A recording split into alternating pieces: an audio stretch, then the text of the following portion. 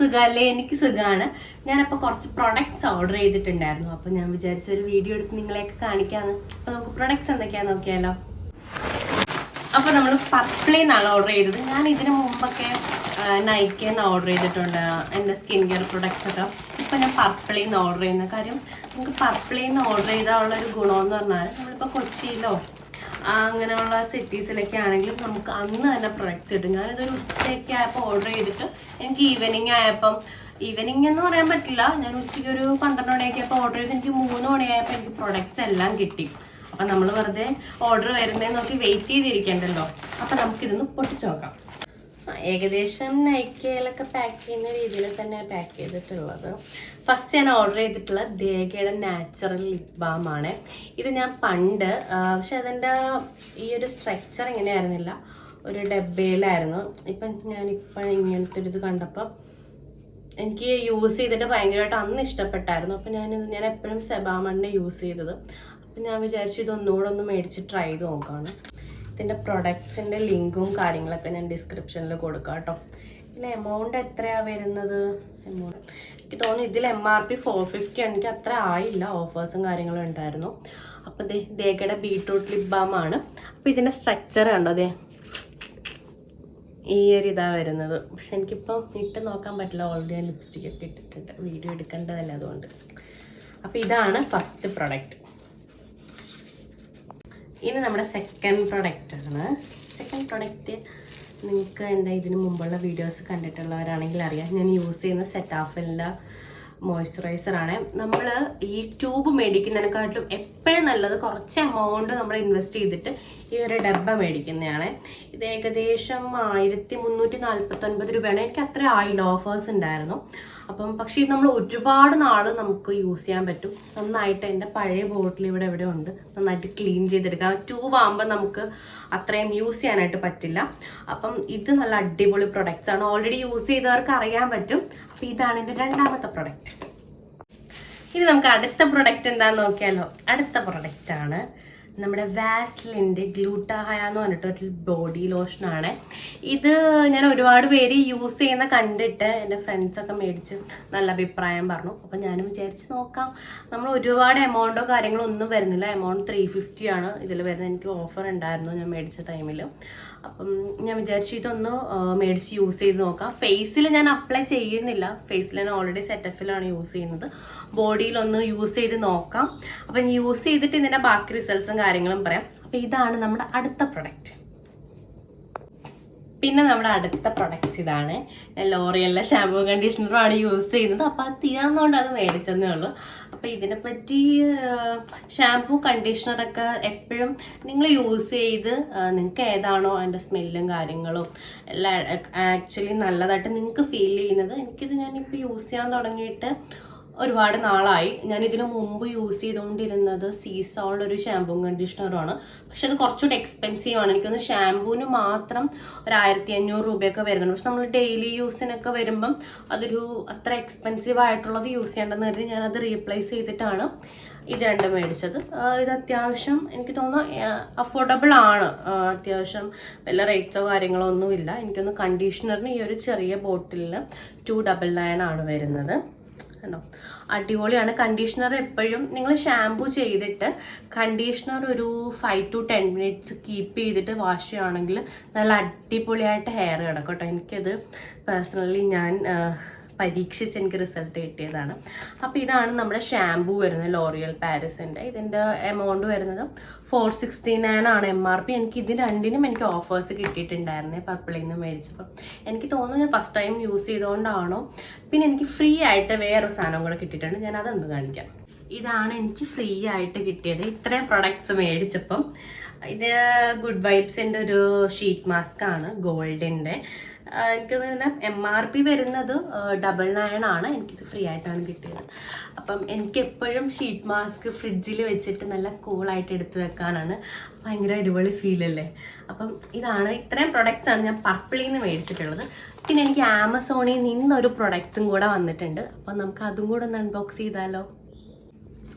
ഇത് ഞാൻ ഐക്കോണിക്കിൻ്റെ ഒരു സ്ട്രെയിറ്റ്നർ മേടിച്ചതാണ്. പണ്ട് ഞാൻ ഫ്ലിപ്കാർട്ടിൽ നിന്ന് എനിക്ക് തോന്നുന്നു വേഗയുടെ ഒരു സ്ട്രൈറ്റ്നർ മേടിച്ചിട്ടുണ്ടായിരുന്നു ഈ സാരിയൊക്കെ ഡ്രേപ്പ് ചെയ്യുമ്പം അയൺ ചെയ്യാൻ വേണ്ടിയിട്ട്. അതിന് എനിക്ക് തോന്നുന്നു ഒരു 450 അത്രയും ആയിട്ടുള്ളൂ. പക്ഷെ നമ്മളത് ഹെയറിൽ യൂസ് ചെയ്യുമ്പം ഈ സലോണിലൊക്കെ പോയി നമ്മൾ അത്രയും ചെയ്യുന്ന ആ ഒരു ഇത് കിട്ടുന്നില്ല. അങ്ങനെ ഞാൻ കുറേ നാളിങ്ങനെ എനിക്ക് അതിനെ പറ്റിയൊന്നും അറിയത്തില്ലായിരുന്നു. പിന്നെ നോക്കിയപ്പോഴാണ് മനസ്സിലായത് നമുക്ക് സാധാരണ നോർമൽ സ്ട്രൈറ്റ്നറും ഉണ്ട്, അതല്ലാണ്ട് അത്യാവശ്യം പ്രീമിയം ആയിട്ടുള്ളതും ഉണ്ട്. അങ്ങനെ ഞാൻ കണ്ടുപിടിച്ചൊരു സാധനമാണ് ഐക്കോണിക്കിൻ്റെ പ്രൊഫഷണൽ ഹെയർ സ്ട്രൈറ്റ്നർ ആണിത്. ഇത് അത്യാവശ്യം എക്സ്പെൻസീവ് ആണ്. അപ്പം നമുക്കതൊന്ന് കണ്ടാലോ. ഞാൻ ഓൾറെഡി ഇത് അൺബോക്സ് ചെയ്തായിരുന്നു. ഇതിൻ്റെ കൂടെ എനിക്ക് ഒരു ബാഗ് കിട്ടിയിട്ടുണ്ട്. ഇതിലേക്ക് നമുക്ക് സ്ട്രൈറ്റ്നർ ഇട്ട് നമുക്ക് ക്യാരി ചെയ്യാനൊക്കെ ഇതിനുള്ളിൽ കീപ്പ് ചെയ്തിട്ട് പോകാം. പിന്നെ വാറണ്ടി കാർഡ് ഉണ്ട്, 1 year ആണ് വാറണ്ടി വരുന്നത്. അപ്പം നമുക്ക് ഹെയർ സ്ട്രൈറ്റ്നർ കാണാം.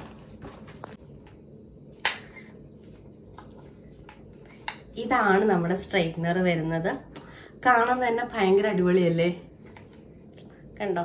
ഐക്കോണിക്കിൻ്റെ നമുക്ക് പവേഴ്സ് വരുന്നുണ്ട്. എനിക്ക് തോന്നുന്നു 230 Celsius വരെ നമുക്കിതിൽ പവർ അഡ്ജസ്റ്റ് ചെയ്യാം കേട്ടോ. അപ്പം ഞാനിതൊന്ന് ജസ്റ്റ് യൂസ് ചെയ്തും കൂടെ നിങ്ങളെ കാണിക്കാവേ. ഇത് ഈ പവർ നമുക്ക് ഇങ്ങനെ അഡ്ജസ്റ്റ് ചെയ്ത് കൊടുക്കാം കേട്ടോ.